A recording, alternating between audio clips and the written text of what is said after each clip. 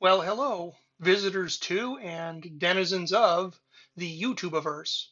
I'm John, your sociable hermit in the woods, and in this video I wanted to talk about a really handy piece of outdoor equipment that I like to have in cold weather, and that is a reusable hand warmer.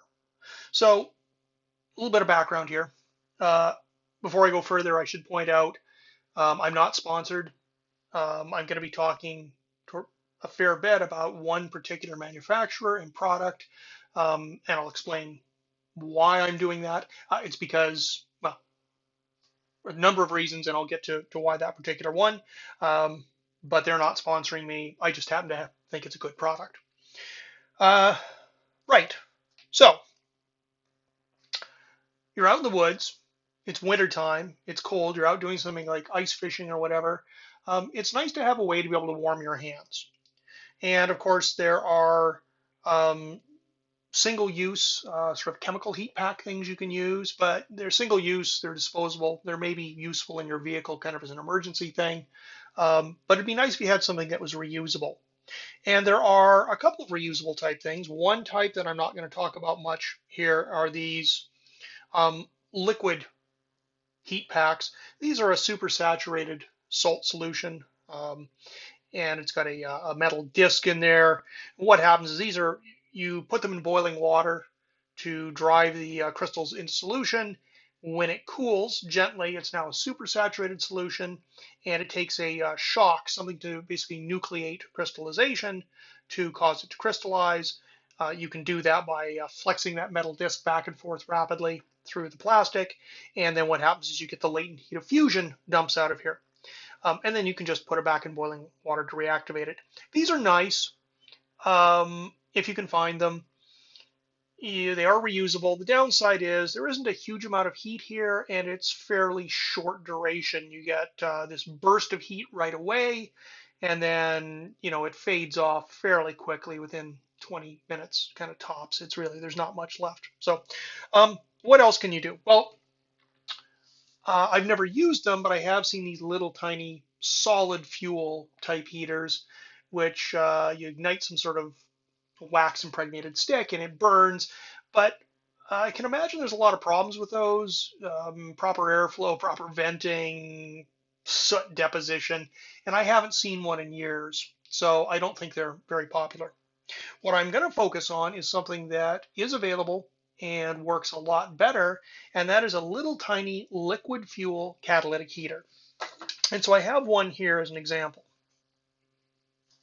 So um, they're a small metal case with a, for lack of a better word, a burner, although it's going to actually be a catalytic conversion. It's a very slow burning sort of thing.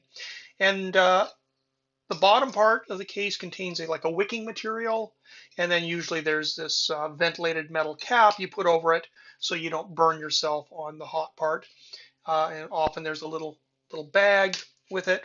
So how do they work? Well, you refill them through the top. Now on this particular type, and I'll come back to this, you can take off the burner element and you can see your wicking material, and you fuel this generally with white gas, naphtha. And you want the absolute highest grade, cleanest you can get. Pay for the expensive stuff because you don't need very much of it, and anything other than the really expensive stuff will degrade the performance of these pretty quickly. This particular one comes with a nice little auto siphoning measuring device, which has like a half mark and a full mark. And so you fill that with something like MSR Superfuel or an equivalent white gas. And if you fill this right up, it's good for around 8 hours. And so a half fill is about 4 hours. But there's some variables on that as well. So you fill that up, you siphon it into there, and then you put your burner on it. On this particular one's that non-removable burner, you just wait for the fuel to kind of dry up a little bit.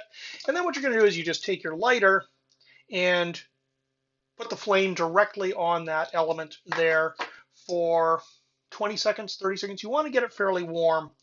And what will happen is you'll start doing a catalytic burn. And so a catalytic burn, what this is, the burner is a fiberglass material, but those fiberglass strands are coated with platinum or a palladium, most likely a platinum catalyst. And when they get hot enough, what they can do is they can trigger a burning process. So it's like a regular burning, but it's extremely efficient. It really generates carbon dioxide and water vapor. Should be very, very little carbon monoxide in theory. And the burn rate is fairly slow, and it's really limited by the amount of oxygen getting to it. You get it going. You may have to check a couple of times. You can hold it up below your cheek and feel, is it getting warm? If it's not, try with your lighter again. Sometimes you may have to go a couple of cycles to get it going with the lighter. Once it's going, you can put the cap on it and just let it go. If you want to further restrict oxygen flow to it, if it's one of the ones that comes with a little bag, you slide it in a little bag and you close it off. And now you put this in a pocket. So if you want more heat out of it, you either take it out of the bag, move it to a pocket with more airflow, things like that, and it takes a couple of minutes, but it'll get quite warm. So how warm does this get? Well, it gets warm enough to where without the cover on it, you can just touch it. But you wouldn't want it much warmer than that to put your bare skin on it. And so it's very nice if you're like out ice fishing. You can have this down in a pocket. You can just reach in there and warm your hands. And when I said the sort of 8 hours on a full fuel there, that's kind of with it choked back a fair ways. If you take it out and have it like this, it'll go for maybe 4 hours on a full fill and maybe 2 hours on a half fill. Okay, a couple of things to note about this. The platinum or palladium catalyst in there will degrade over time. What happens to it is it gets contaminated by any carbon and other impurities that build up during the combustion process. Also, if you ever make the mistake of touching it with your finger, that's a real no-no. Oils and crud and stuff off your finger will essentially poison that area of the catalyst. And it will still work, but now you've lost part of the catalytic area. The heater's not as efficient. And so these catalytic elements do wear out over time and with a large number of uses, even if you're careful. And if you screw up and shove your fingers in there, you can kill them off quite quickly. Okay, a couple of comments here. I have owned a couple of different makes of these. The first one of these I had, and I used to use wintertime sailing, was some no-name brand. It was the first one I had and exposed me to them, and it worked pretty nicely. Eventually it wore out. The one I'm holding here is very specifically a Zippo brand. You probably can't see it there, but the company that makes lighters and has been around for a long time. And as I said, I'm not paid by them, not sponsored by them, but there are 3 features particular to the Zippo version of these, which I think make it really good. And if you're going to look for one of these, what you want to look for. And the first of those is real simple. It's availability. You can find these, at least up in this part of the world. If you go to any sort of old, what used to be a tobacconist shop kind of thing, someplace that sells lighters and things, if they sell Zippo products, they'll usually have these. And they're not that expensive, $25, $30, something like that. And in my experience, well worth it. And they come in a couple of different, there's the black one, there's one that's just stainless steel, brushed stainless steel. I think that's it for colors. So number one, availability. I don't know of anybody else who makes one of these right now. If you can find one by somebody else, great, but you can find the Zippo ones. The second point is build quality. And here I'm really just comparing this against the one other one I've owned. The other one worked, but I would say the fit and finish and quality on this is vastly better. It's really nicely made. It fits nicely in your pocket. The little wrapper pouch for it is nice, and this little measuring, siphoning fuel measure is a nice addition as well. So it's well made. The third thing comes to the crux of how it works. Now, remember I said that this part here with your catalytic element is removable on these, and that this is the part that will eventually wear out no matter what. With these, you can go and buy just this catalytic element as a standalone. So if it's like $30 for the whole unit, these are about $10 or $12 the last time I checked. And I know I have a spare one sitting wrapped away in some of my supplies in case this one ever dies out. I don't have to go looking, but they're readily available, and it's the only thing to wear out here. So, three reasons again: availability of the product, build quality, and three, spare parts for the critical bit. Um, I love this. Uh, One of the things I'll do is I will fuel it up.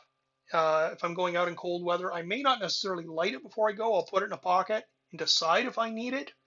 Um, and it's good in your pocket for hours. 2, 3 hours later, you decide you want it. You light it up and it's ready to go. Or if you know for sure that it's going to be cold and you're going to have cold hands and you're going to want it, you can light it before you go. It's got a long enough burn time. You light it, you slide it in here, and then you don't have to fiddle with it. 2 hours later, you want to go use it. It's already there. It's already warm. Um, One way I have used this that was kind of handy is when I'm still hunting and sitting somewhere, and I was wearing a military style camouflage poncho over me to sort of keep the wind off me and also help camouflage me a little bit while I was out moose hunting a couple of years ago. And the really nice thing to do with one of these was to put this down in a front inside pocket, and really while you're sitting there not moving, that poncho type garment over you acted kind of like a tent. It kept the wind off and it trapped heat out of this end. So this was heating not just your core, but it was actually heating that whole little kind of mobile tent almost around you. And it puts out a surprising amount of heat, and it was noticeable, and it really made sitting there in the cold, unsuccessfully too, I might add, for that particular trip, but it made it more enjoyable. So, highly recommended. Another brand if you can find one, but if not, the Zippo ones are really good, and I would recommend them. And with that, I will finish this off. Until next time, this is John, your sociable hermit in the woods. We'll see you in the future.